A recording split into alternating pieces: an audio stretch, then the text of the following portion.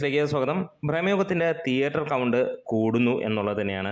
ഭ്രമയുഗത്തിന് ഇപ്പോൾ 250ഓളം തിയേറ്ററുകളാണ് ചാർട്ട് ചെയ്തിരിക്കുന്നത്.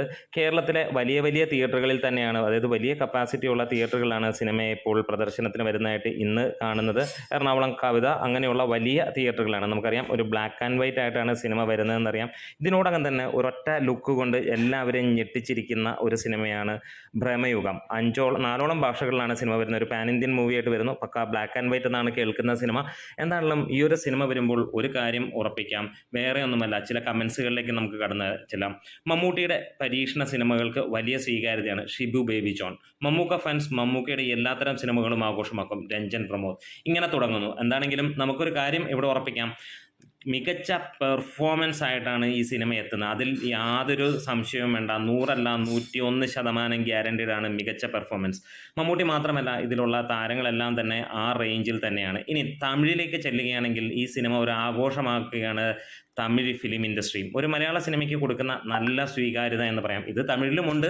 എന്നിരുന്നാലും നമുക്കറിയാം, മമ്മൂട്ടി ഇന്ന് ഇൻ്റർനാഷണൽ ലെവലിലുള്ള ഒരു നായകൻ തന്നെയാണ്. നായകൻ മാത്രമല്ല, ഒരു മികച്ച ഗംഭീര ആക്ടർ എന്നുള്ളത് തന്നെയാണ് മമ്മൂട്ടിയെക്കുറിച്ച് ഇപ്പോൾ കൂടുതലായി വരുന്ന കാര്യങ്ങൾ. പണ്ടും അങ്ങനെയാണ്, പക്ഷേ ഇപ്പോൾ ഈ OTT വന്നതോടുകൂടി വിദേശ രാജ്യങ്ങളിലെ പോലും സാധാരണ ജനങ്ങൾ അത് ഏറ്റെടുത്തിരിക്കുന്നു. ഇന്ന് വേൾഡിലെ ഏറ്റവും മികച്ച നടൻ ആര് എന്ന് ചോദിച്ചാൽ വേൾഡ് വൈഡായിട്ട് ജനങ്ങൾ അംഗീകരിക്കുന്ന ഒറ്റ നടൻ അത് മമ്മൂട്ടി തന്നെയായി മാറുന്നു എന്നുള്ളതാണ്.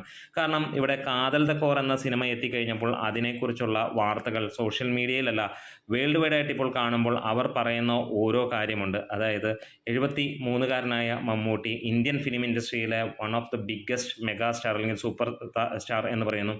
അദ്ദേഹം ഇതേപോലെ ഒരു കാര്യം, ഇന്ത്യയിൽ അങ്ങനെയുള്ള സിനിമകൾ വരുന്നില്ല, അതെടുക്കാൻ ഒട്ടുമിക്ക മുൻനിര താരങ്ങളും ഭയന്നിരിക്കുമ്പോൾ ഒരു ഭയമോ ഒരു കാര്യവും ഇല്ലാതെ ഈ ഒരു സിനിമ ചെയ്യുന്നു. ഈ സിനിമ അഭിനയിക്കുന്നു എന്ന് മാത്രമല്ല, നിർമ്മിക്കുന്നു എന്നുള്ളത്. ഒരിക്കൽ പോലും അദ്ദേഹം ഇതൊരു റിസ്കി ജോബാണെന്ന് പറഞ്ഞിട്ടില്ല എന്നുള്ളതൊക്കെയാണ് ശരിക്കും സോഷ്യൽ മീഡിയയിൽ ഇപ്പോൾ ആളിക്കത്തുന്നത്.